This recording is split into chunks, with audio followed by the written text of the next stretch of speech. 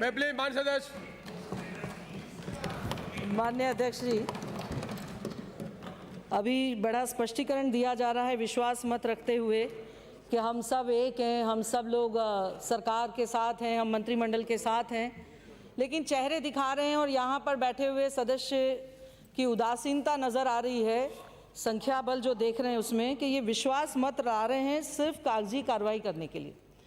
मन अभी भी एक नहीं हुए हैं, अभी भी दिख रहा है इनके चेहरों के ऊपर खुशी नहीं है, बल्कि जो 35 दिन तो अभी और उसके पहले राज्यसभा का जब चुनाव था तब भी इनको विश्वास नहीं था, उस समय भी 9 दिन इन्होंने सभी को बाड़ेबंदी में रखा।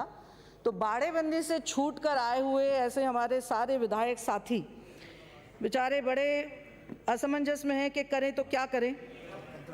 इसलिए अपने आप को प्रूव करने के लिए बार बार कहना पड़ रहा है कि बड़े अच्छा है, बहुत अच्छा काम हुआ, बहुत काम किया, बहुत, लेकिन जनता के बीच में ये जाएंगे। आज भी विश्वास मत अगर लाना है तो जनता के बीच में जाओ, चुनाव होने दो, और चुनाव होगा तो वापस चुनकर आओगे कितने, ये समझ में आ जाएगा।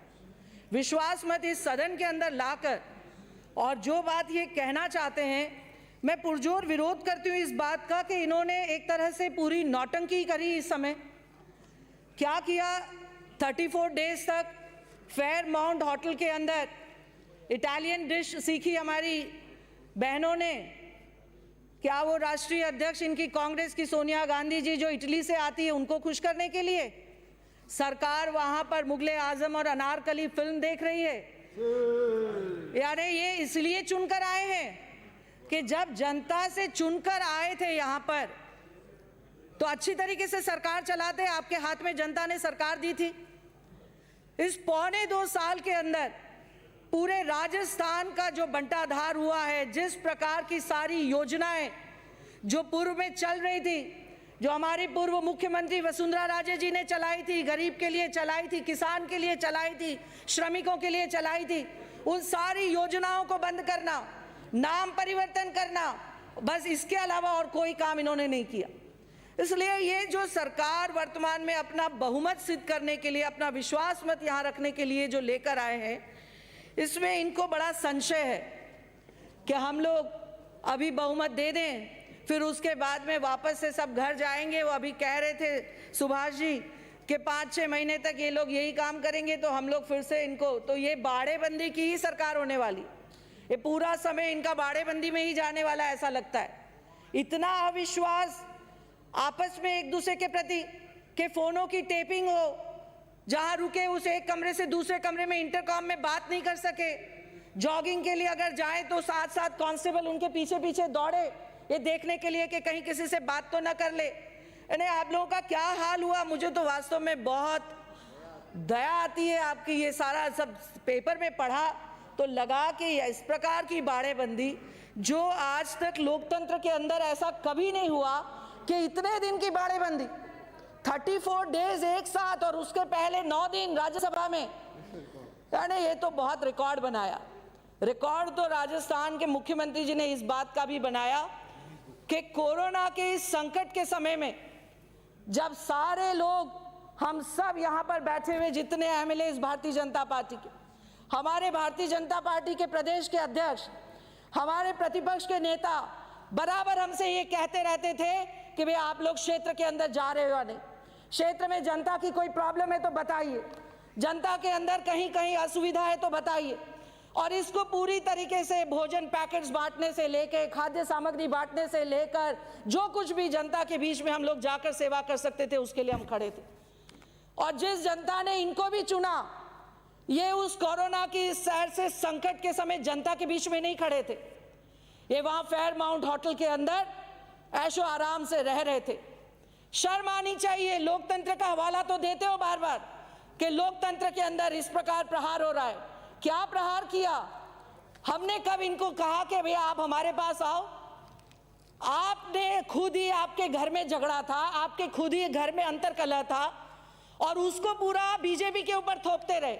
भारतीय जनता पार्टी करा रही, भारतीय जनता पार्टी का कोई लेना ना देना, क्योंकि आपकी सरकार अगर सुरक्षित ना रहे तो हम पर दोषारोपण। आप आपस में हाथ मिला लेते, आप आपस में जो अच्छी बातें अभी करी वो 34 दिन पहले कर लेते तो ये सारी चीजें ही नहीं होती।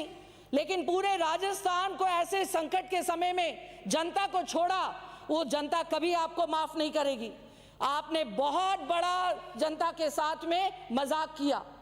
जिस जनता को इन्होंने वादे किए थे कि हम आपके लिए ये करेंगे, आपका कर्जा माफ करेंगे, आपके बिजली के दाम नहीं बढ़ाएंगे, आपको सुरक्षित रखेंगे, एक अच्छा शासन देंगे, एक पारदर्शी वातावरण बनाएंगे, लेकिन क्या किया इन्होंने? आपने देखा कि इन्होंने हर वादे पर ये मुकर गए। इन्होंने जनता की कोई सेवा नहीं करी। जितना पैसा था, जो कुछ करना था, इस कोरोना के समय में जो कुछ हुआ वो केंद्र सरकार की तरफ से हुआ। वो माननीय मोदी जी हैं जिन्होंने आज राजस्थान को इतनी बड़ी मदद करी। लेकिन ये क्या करते थे मुख्यमंत्री जी, और कुछ करे या न करे, हर रोज एक स्टेटमेंट जरूर उनको देना होता था और वो केंद्र सरकार के ऊपर दोषारोपण करना। हर रोज यही कहना कि मोदी जी ये नहीं कर रहे हैं, मोदी जी वो नहीं कर रहे हैं, मोदी जी ने ऐसा नहीं किया। लेकिन जिस प्रकार से जो मदद मिली है ना, वो सिर्फ और सिर्फ मोदी जी की है, जिन्होंने इस राजस्थान को कोरोना के इस संकट के समय में भी राजस्थान की जनता के साथ में बराबर से खड़े रहे। राजस्थान सरकार से 1 रुपए का भी मदद हुआ हो तो बताओ। बड़ी बड़ी बातें कर रहे थे, 3500 रुपए हमने गरीब उनको बांटे, बेरोजगारों को। कौन से 3500 रुपए बांटे? आप जाकर जनता के बीच में कहो ना कि 3500 रुपए बांटे, उसी समय जनता आपको बता देगी कि कौन से 3500 रुपए। 1 रुपया आपके यहां से नहीं आया। आपने जो 2 रुपए किलो के गेहूं थे, वो 2 रुपए के किलो के गेहूं जो एक इंसान को, एक व्यक्ति को आप 5 किलो गेहूं देते थे खाद्य सुरक्षा के अंदर, वो भी आपने बंद कर दी। अभी उसको भी जो आप फ्री में दे रहे थे 3 महीने, उसको भी अब पैसा लेना शुरू करा। ये मोदी जी की देन है कि खाद्य सुरक्षा के अंदर माननीय मंत्री जी, हाँ जब बोले तब 35 लाख आदमियों की, जिनको 3500 रुपया दिया गया है। ऐसा है, जो माननीय प्रधानमंत्री जी ने खाद्य सुरक्षा में जो जुड़े हुए लोग नहीं थे, उनको भी खाद्य देने का काम किया है राजस्थान के अंदर। 80,000 टन खाद्य उन्होंने बांटा राजस्थान के अंदर। 17,230 रुपए नकद, 22 करोड़ रुपए नवंबर तक का 22 रुपए खरीद करके गरीबों को लोग माननीय अध्यक्ष 2 रुपए में दिया। सभापति जी, प्लीज सेव करें, प्लीज सेव करें। सभापति जी, इनको गले नहीं उतर रहा है, क्योंकि उन्होंने गरीबों के लिए कुछ नहीं किया। केवल गरीब का हाथ कांग्रेस के साथ, ये सिर्फ नारा है आपका। आप कभी गरीब के साथ नहीं रहे। आपने गरीब के लिए क्या काम किया कोरोना के समय? कोरोना के इस संकट के अंदर मोदी जी ने जो खाद्य सामग्रियां बंटवाई, जिस तरीके से इस राजस्थान में 80,000 टन खाद्यान्न बांटा गया, और वो लोग जो खाद्य सुरक्षा में नहीं थे उनको भी दिया, ये कितनी बड़ी महानता है। नवंबर तक, यानी 8 महीने, 3 महीने पहले और 5 महीने अभी और 8 महीने तक ये खाद्य की सामग्री अगर बट रही है तो केंद्र सरकार की तरफ से उज्ज्वला योजना के अंदर माननीय सभापति जी, इनको करंट आ रहा है अभी, क्योंकि इन्होंने कुछ किया नहीं है, इसलिए करंट आएगा। वो करंट तो पब्लिक देगी आपको, जनता में जाओ। 30 लाख महिलाओं को 3 गैस की टंकी उज्ज्वला योजना में फ्री में अगर किसी ने दी तो वो मोदी सरकार ने दी। गरीब कल्याण, दिव्यांगों को पेंशन देने का काम किया, अतिरिक्त 1,000 रुपया अतिरिक्त, वो अगर किसी ने दिया तो मोदी जी ने दिया है। विधवा बहन हो, चाहे दिव्यांग भाई बहन हो, चाहे वो वृद्धजन हो, इन तीनों को 1,000 रुपया अतिरिक्त देने का काम किया। 1,70,000 करोड़ की गरीब कल्याण योजना का गुणगान गाया जा रहा है। अरे गाएंगे गुणगान, काम किया तो गाएंगे। ये मोदी जी की चंपीगिरी कहां तक करोगे?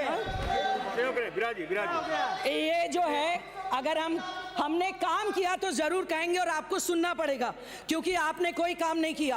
कोरोना वॉरियर्स को 50 लाख तक का बीमा अगर किसी ने कराया तो मोदी जी ने कराया।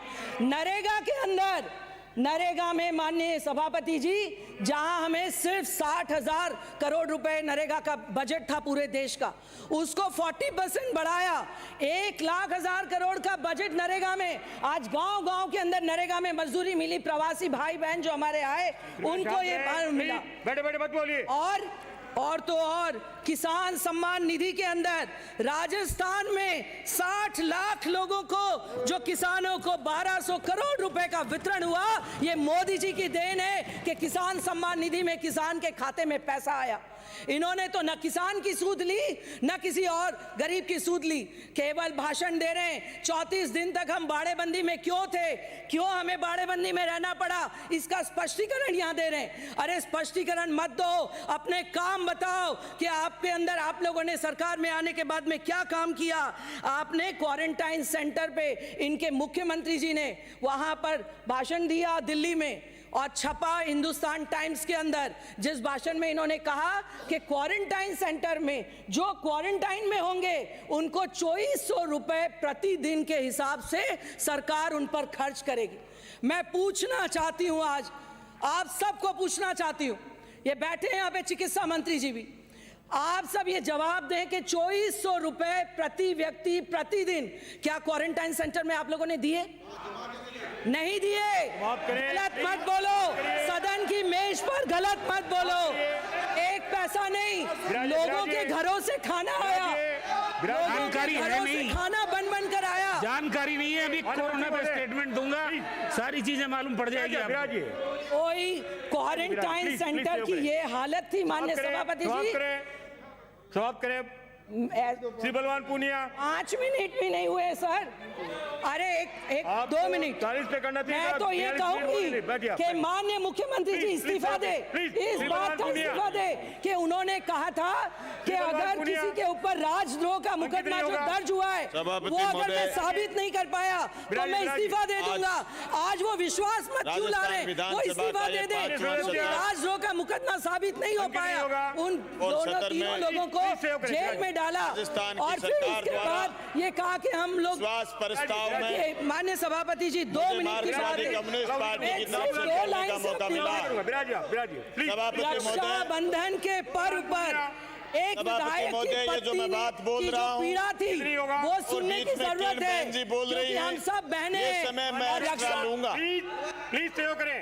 सभापति महोदय, देश और दुनिया की तस्वीरें लोकतंत्र की अलाउ नहीं करूंगा मैं। विराजिए, सबसे बड़ी समय की सीमा है। माने नेता